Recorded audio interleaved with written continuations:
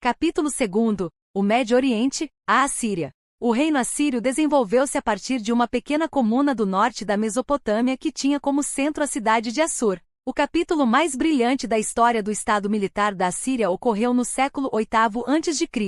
O rei assírio Teglat-Falazar III, 745-727 a.C., empreendeu algumas campanhas de que saiu vitorioso. Conquistou a Síria e a Fenícia. Os reis de Tiro e de Israel tornaram-se seus tributários.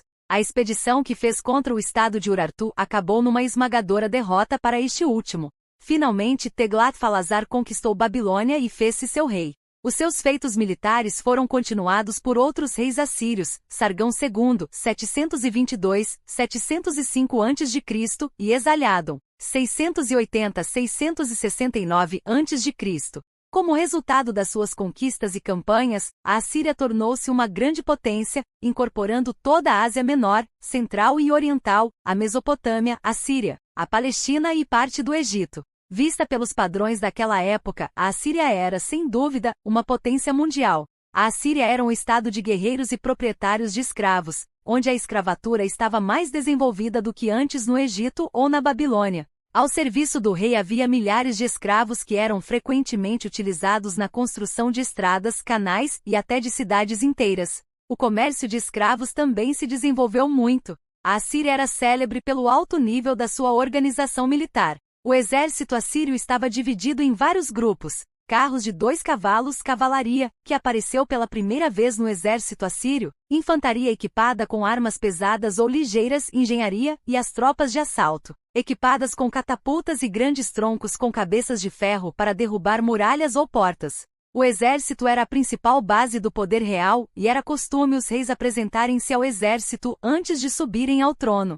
Contudo, o poder militar assírio era um gigante com pés de barro. As várias regiões deste enorme estado não eram suficientemente unidas e as nações e os povos submetidos estavam sujeitos a uma cruel opressão. A revoltada Babilônia, juntamente com os Medos, o povo de um estado com vastos territórios, situado no planalto iraniano, desferiu um golpe fatal ao reino da Assíria. A religião e a cultura da Babilônia e da Assíria. O papel da religião na sociedade da Babilônia não era menos importante do que no Antigo Egito. Todas as esferas da vida cultural, da literatura à ciência, estavam condicionadas por uma forte influência religiosa. Os deuses mais importantes eram Marduk, Chamas e as divindades da natureza, Tamuish e Ishar, mais ou menos equivalentes a Osíris e Ísis. A acrescentar a tudo isto, havia ainda uma multiplicidade de crenças populares relacionadas com os espíritos dos rios e canais locais e também se adoravam os espíritos dos mortos. Na Mesopotâmia, a língua escrita, ao contrário da dos antigos egípcios, era cuneiforme,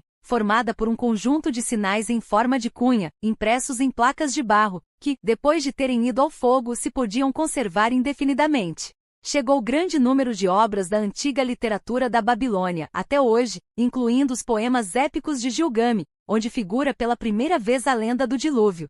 Os rudimentos da ciência descobertos na antiga Babilônia estavam relacionados de perto com a agricultura. Já na época dos Sumérios tinha existido um sistema sexagesimal, de que a atual divisão do círculo em 360 graus é uma reminiscência. O povo de Babilônia conhecia os 4 princípios aritméticos, as frações simples, a potenciação ao quadrado e ao cubo, e a raiz quadrada. Também estavam muito avançados na astronomia e conseguiram localizar 5 planetas e calcular as suas órbitas. O estudo que fizeram das fases da Lua deu-lhes a possibilidade de dividir o calendário em anos, meses e dias. Cada dia tinha 12 horas e cada hora estava dividida em 30 minutos. A cultura assíria não pode ser considerada autóctone. De um modo geral, os assírios, pelas suas conquistas e relações comerciais, foram disseminadores da cultura da Babilônia pelos outros países do Antigo Oriente.